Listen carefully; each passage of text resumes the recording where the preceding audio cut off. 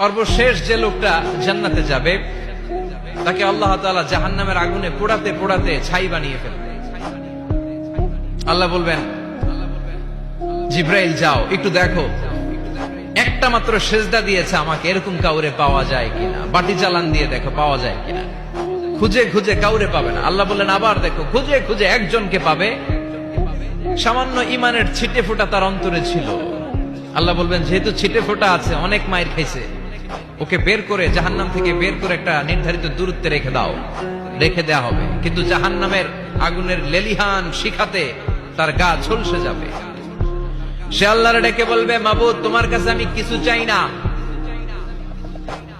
জাহান্নাম থেকে তুমি আমাকে বের করেছো, জীবন নদীর পানি তুমি আমার গায়ের মধ্যে ঢেলে দিয়েছো, আমি আবার সজীবতা ফিরে পেয়েছি। আমি তোমার কাছে জান্নাত চাই না, শুধু নিরাপদ একটা দূরত্বে আমাকে রেখে আসো, যাতে জাহান্নামের আগুন আমারে কষ্ট দিতে না পারে।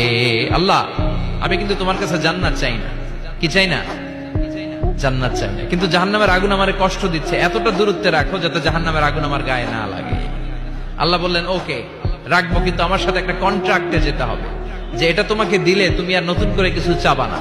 সে বলবে আমি রাজি, কন্ট্রাক্ট হয়ে যাবে। আল্লাহ জিব্রাইলকে বলবেন, যাও এমন দূরত্বে রাখো যাতে জাহান্নামের আগুনের কষ্ট না দেয়। রেখে আসা হবে, অনেক দিন সে ওখানে আনন্দে থাকবে, আল্লাহ শুকরিয়া করবে। সে মনে মনে বলবে, বেঁচে গিয়েছি, আমি বেঁচে গিয়েছি, জীবনে আর কিছু চাই না, জাহান্নাম থেকে আমি বেঁচে গিয়েছি। অনেকদিন থাকার পরে মনে মনে ভাববে, বাইসা তো গেছি, কিন্তু নতুন করে একটু ট্রাই করে দেখি, জাহান্নামের সৌন্দর্যের দৃশ্য একটু চোখ দিয়ে অবলোকন করা যায় কিনা। সে আল্লাহরে ডেকে বলবে, আল্লাহ ইনদি সুআল, আমার একটা ফরিয়াদ আছে। কি ফরিয়াদ? আল্লাহ আগেই বলে রাখি, আমি কিন্তু জান্নাতে যেতে চাই না। আল্লাহ বলবেন, কি চাও? সে বলবে, আল্লাহ তোমার জান্নাতটা তুমি কত সুন্দর করে বানিয়েছো, আমি একটা নজর শুধু দেখতে চাই। জান্নাতের দরজার সামনে নিয়ে যদি আমারে বসিয়ে রাখো, দ্যাটস ইনাফ, আর কিছু চাই না, শুধু জান্নাতের দরজার সামনে। আল্লাহ বললেন, তুই না ওয়াদা করেছিস, তুই না চুক্তি করেছিস। সে বলবে, আল্লাহ আমারে হতভাগা বানাইয়া তোমার কি লাভ? সুবহানাল্লাহ পড়েন। আমারে তুমি হতভাগা বানিও না। আল্লাহ বলে, ঠিক আছে, আবার সিগনেচার কর যে জান্নাতের দরজার সামনে বসিয়ে দিলে আর কিছু চাবি না। সে সিগনেচার করে বলে, আমি চাবো না। আল্লাহ বললেন, জিব্রাইল বেচারারে ধরে জান্নাতের গেটের সামনে বসায় দে। এবার জান্নাতের গেটের সামনে বসে বসে জান্নাতের সৌন্দর্য দেখা শুরু করবে। সুবহানাল্লাহ। এমন সৌন্দর্য যেটা চোখ দিয়ে কেউ দেখে নাই, কান দিয়ে শোনে নাই। ওই সৌন্দর্য চোখে দেখে, কান দিয়ে আওয়াজ শুনে, মাগার ভোগ করতে পারে না। অন্তরে জ্বালা আছে না নাই? এয়ার কন্ডিশনের রুমে ঢুকতে না পারলেও, এয়ার কন্ডিশনের রুমের দরজার বাইরে দাঁড়ালো, এয়ার কন্ডিশনের রুমের একটা ঠান্ডা বাতাস গায়ে লাগে না? কথা বলেন তো। ও যখন জান্নাতের দরজার সামনে দাঁড়াবে, ওর গায়েও এরকম জান্নাতের ঠান্ডা বাতাসের হিমেল ছোঁয়া গাটাকে শীতল করে দিবে। ওই শীতল হয়ে যাওয়ার পরে আর তো সহ্য হবে না, আবার আল্লাহরে ডাকবে। মনে মনে ভাববে, আর একটু ট্রাই করি না, দোষ কি, আস্তে আস্তে অনেক দূর তো আগাইছি। সুবহানাল্লাহ কইবেন না? এবার আল্লাহরে বলবে, আল্লাহ ইনদি সুআল, আল্লাহ তুমি যদি কোনো বিষয়ে নতুন করে ডিসিশন নাও, তোমারে জিজ্ঞেস করার মতো কি কেউ আছে?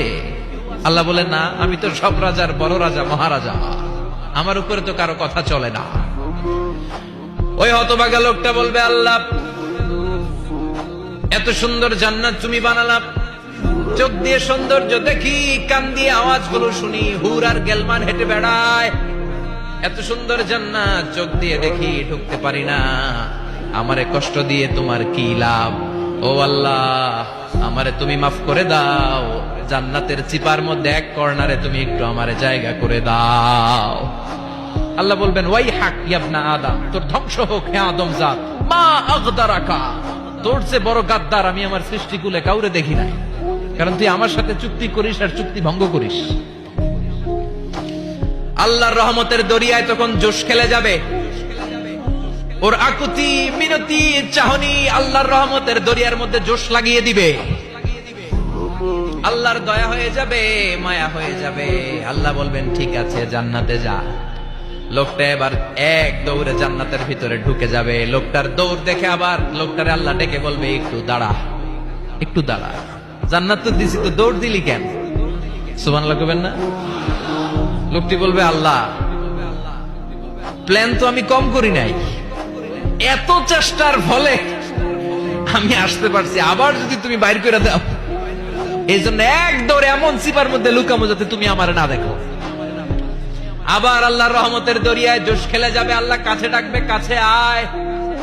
ও গোলাম, তোর কি মনে চায় আমারে বল, আজকে তুই চাইতে থাক, আমি দিতে দিতে তোর মনের সব আশা পূরণ করে দেব।